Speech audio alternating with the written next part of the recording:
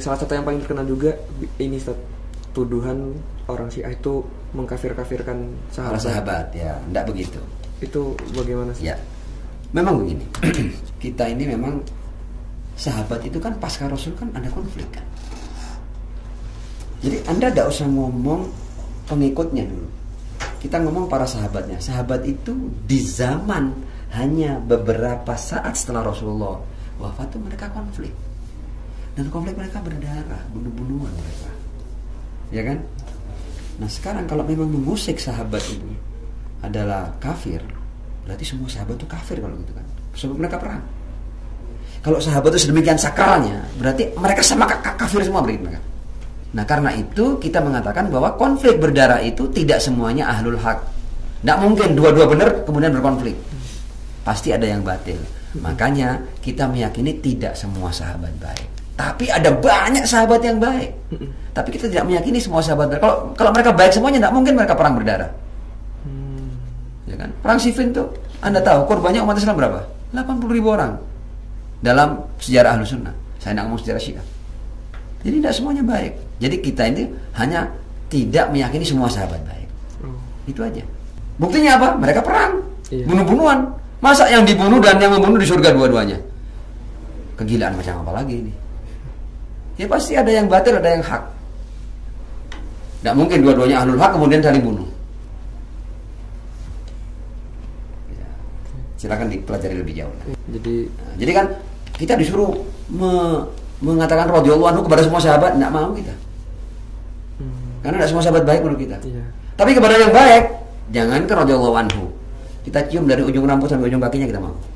Sahabat seperti Salman Al-Farisi, Abu Dzar Al-Ghifari, Miqdad, Ammar bin Yasir, Bilal bin Rabah, itu sahabat-sahabat yang kita anggap agung luar biasa. Para syuhada Badar, para syuhada Uhud, semuanya kita bacakan Fatihah kepada mereka. Setiap doa-doa kita, setiap tahlil kita. Syuhada Badar, syuhada Uhud, syuhada Hunain. Tapi kita disuruh menganggap semua sahabat baik? Enggak. Semua sahabat adil? Enggak. Supaya kita jujur. Karena ada sahabat-sahabat yang busuk. Buktinya busuk, terjadi perang berdarah di antara mereka. Perpecahan.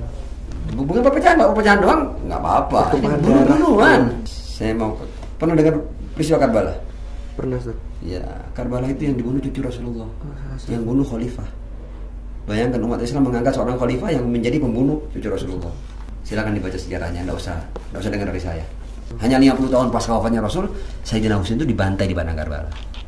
Ini lagi-lagi kita bukan ingin mengatakan bahwa semua sahabat buruk, enggak, tapi tidak semuanya baik. Tidak semua yang pasca Rasul baik. Kalau semua yang pasca Rasul itu baik, tidak mungkin Imam Husain terbunuh. Hanya 50 tahun pasca wafatnya Rasulullah, cucu Rasul, darah daging Rasul. Jadi kita realistis saja, faktual aja.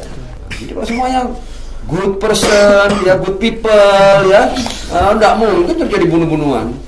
Ya kan kalau apa itu generasi terbaik, kan generasi terbaik kok tidak bisa damai. Kok perang berdarah? Gitu aja. Itu keyakinan kita. Tapi ada orang yang meyakini semua sahabat baik, hak Anda. Tafadhol. Kita tidak intervensi. Tapi kita tidak meyakini semua sahabat baik. Sebagian mereka sahabat-sahabat yang baik, luar biasa baik, luar biasa setia, dan kalau tidak ada mereka Islam tidak akan berkembang. Iya. Kita meyakini itu, tapi tidak semua. Teman-temannya ada yang mau ditanya lagi? Apalagi ada yang sensitif lagi? Yang paling sensitif apa? Tidak apa, silakan aja. Apa tanya ini kalau ada nggak? Ya kalau yang sudah jangan dipaksa. Nanti kalau yang dipaksa biasanya pertanyaan yang kita harus jawab. Oke, mungkin sekian Ustaz, pertanyaan dari kami. Mungkin terima kasih banyak Ustaz untuk kesempatannya.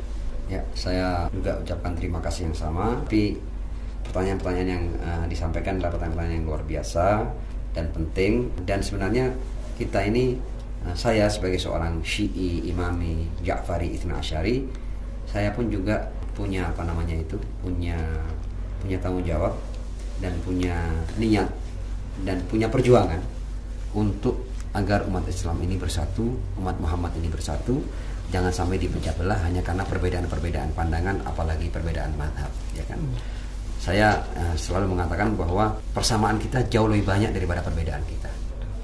Jadi yang alamiah itu dengan modal persamaan yang banyak, mari kita bersatu, mari kita berjuang bersama, dan perbedaan yang ada di antara kita, mari kita masing-masing saling menghormati perbedaan yang ada itu, tanpa kita menyinggung hal-hal yang sensitif, ya kan? Makanya itu kan para ulama besar kami seperti Said Al-Hamani, Said Al-Sistani itu memberikan fatwa bahwa orang-orang Syiah tidak boleh, ya kan, ketika mereka menemukan hal-hal yang katakanlah tanda kutip dalam sejarah itu bisa mereka pakai untuk mengolok-olok sebagian sahabat-sahabat tertentu, apalagi sahabat-sahabat yang dihormati oleh Ahlus Sunnah, itu diharamkan hukumnya untuk kita mengusik kehormatan para sahabat yang dihormati oleh Ahlus Sunnah. Bahkan Ayatullah Said Al-Sistani mengatakan Ahlus Sunnah bukan hanya saudara kita, laisu ikhwanana balhum anfusuna, mereka jiwa kita. Dan orang Syiah sudah membuktikan kebersamaan mereka dengan kawan-kawan Ahli Sunnahnya untuk berkorban nyawa untuk mereka, seperti masyarakat Ahli Sunnah di Palestina yang dibantu oleh teman-teman Syiah mereka dan diakui oleh para pemimpin yang ada di Palestina. Dan itu bisa ditelaah sendiri, tidak perlu saya katakan, tidak perlu dengar dari saya. Saya kira itu. Saya juga terima kasih. Assalamualaikum warahmatullahi wabarakatuh. Waalaikumsalam warahmatullahi wabarakatuh.